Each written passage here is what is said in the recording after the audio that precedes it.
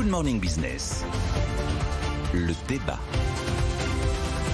Avec Nicolas Dose et Jean-Marc Daniel, taxe carbone donc. De quoi on parle, Nicolas Dose? On aura des détails réellement plutôt la semaine prochaine, le 14 juillet. C'est le 14 juillet que la Commission de Bruxelles doit nous faire l'intégralité de son Green Deal, donc de sa stratégie écologique. Probablement ce jour-là d'ailleurs que Bruxelles va confirmer la date d'éradication du moteur thermique pour la voiture en 2035.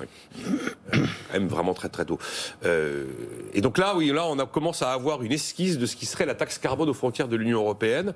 Visiblement, ça s'installerait quand même sur la durée, ce sera entre 2026 et 2036, donc une phase d'adaptation quand même très longue, qui commence d'ailleurs déjà à être dénoncée par ceux qui considèrent que ça va beaucoup trop lentement. Parce que pour l'instant, elle existe, ma grille de compensation, mais il est gratuit. On a habitué les entreprises à... C'est là où ça va... Alors, effectivement, comme vous dites, alors d'abord, ensuite, la recette attendue entre 5 et 14 milliards d'euros.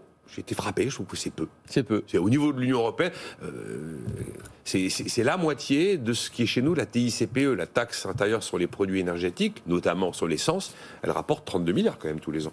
Donc on est sur la moitié, quand même très peu. Et puis effectivement, on dit qu'il ne faut pas dire taxe. Ça risquerait de froisser, et notamment l'OMC. Donc là, ils utilisent le terme de mécanisme carbone. Ça me rappelle le terme que vous utilisez, Denis Père, dans son bouquin, qui prévoit des taxes, il les appelle compensations.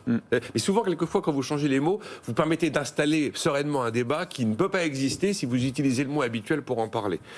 C'est valable dans plein de sujets chez nous. Si vous dites 35 heures, ISF, si vous trouvez des palliatifs, généralement, vous pouvez oser aborder ce genre de sujet. Et en fait, c'est une sorte de volte-face totale de ce qu'on fait aujourd'hui. Quand vous prenez les secteurs les plus émetteurs de CO2, alors ils sont cités, l'électricité, l'acier, le ciment, les engrais, l'aluminium, il y a un système de quotas gratuits actuellement. Là, ce sera le contraire.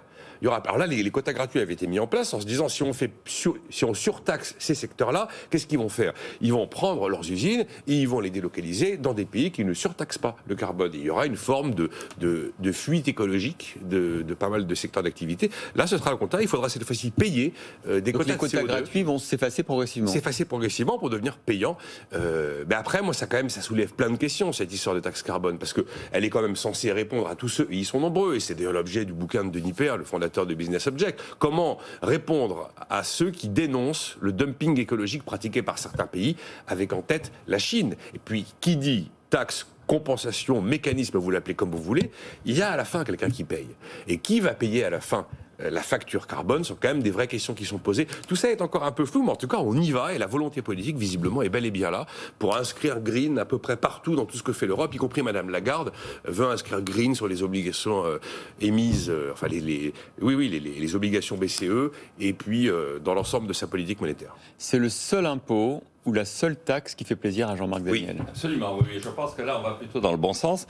Je voudrais quand même revenir sur ce que nous disions lundi, et vous souhaiter un bon anniversaire. Ah, mais c'est gentil, mais il fallait pas. C'est surtout celui de La Fontaine, 400 ans. 400 ans de La Fontaine. Vous, je ne dirais pas quel âge vous avez, mais vous le portez bien. Vous le portez bien. Bon, c'est gentil, Jean-Marc. Bon, et donc vous en profitez pour faire un nouvel impôt, une nouvelle taxe. Et donc, voilà, ça flatte un petit coup. Bam. Voilà, alors je vais être obligé de concéder le fait que je suis plutôt d'accord avec la mise en place de cet impôt. Effectivement, comme l'a dit Nicolas, on a essayé de contourner l'obstacle en disant on ne va pas l'appeler taxe, on va l'appeler mécanisme. Mais je rappelle d'ailleurs qu'en France, depuis 1789, nous ne payons plus d'impôts, nous payons normalement des contributions. N'empêche que nous sommes quand même assujettis à des impôts. Donc je crois que derrière l'hypocrisie des termes, il y a un véritable enjeu qui est de faire monter le prix du carbone. Il y a un système qui est un système qui n'est pas un système de taxe, le système d'échange des quotas d'émissions. Le SEQE, c'est un marché. En anglais, ça s'appelle l'ETS, et sur ce marché, il y a un prix. Et donc, le marché européen du carbone, ce prix est aux alentours de 50 € la tonne maintenant. Et donc, l'idée, c'est de faire en sorte que tout le monde, finalement, paie le même prix. Je pense néanmoins, au stade où nous en sommes, que ça suppose, pour que ça fonctionne bien, deux choses. La première chose, c'est qu'il y ait une certaine stabilité sur ce marché. Ce qui a mal fonctionné dans le marché, c'est qu'il y a eu une très forte volatilité avec des baisses spectaculaires du prix du carbone qui faisaient que c'était plus du tout incitatif à essayer de faire des efforts. Il faut qu'il y ait donc un régulateur sur le marché, une sorte de banque centrale qui intervienne sur le marché comme la banque centrale intervient sur le marché monétaire. Et le deuxième élément, c'est qu'il faut compenser la taxe carbone qui, quand Nicolas dit on ne sait pas qui va payer, si, c'est nous qui allons payer. Oui, donc le véritable enjeu... Vous avez laissé la chute, Jean-Marc. Ce véritable enjeu, c'est de compenser cette hausse des prélèvements obligatoires. Comment vous la compensez? En baissant les autres impôts. Et je pense que baisser en particulier les impôts sur les entreprises, donc consacrer cet effort à baisser baisser les impôts sur les entreprises pour les inciter à investir, notamment dans le secteur de l'efficacité énergétique, serait une bonne mesure. Donc oui, d'accord, à condition qu'on fasse mieux fonctionner le marché et que l'on compense. Vous regardez dans pas mal de pays du Nord, on a trouvé des systèmes de redistribution de la recette de cette taxe carbone pour qu'elle ne soit pas vécue comme un prélèvement obligatoire. Ouais. Il y a quand même un vrai sujet. Moi, je veux bien qu'on arrête le dumping écologique des autres pays, mais c'est très compliqué de mesurer précisément l'empreinte carbone de chaque objet, de chaque produit qui entre dans l'espace européen. Parce que si vous voulez taxer le carbone, il faut réussir à le mesurer avant.